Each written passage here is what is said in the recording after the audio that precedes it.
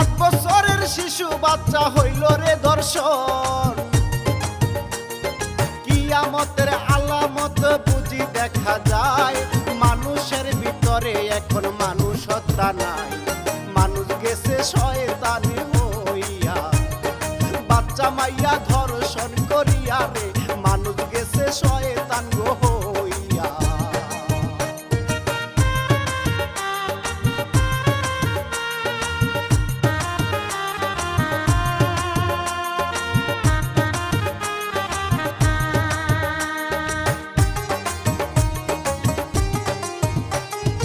আমি শিল্পী শাকিল সরকার সবারে জানাই,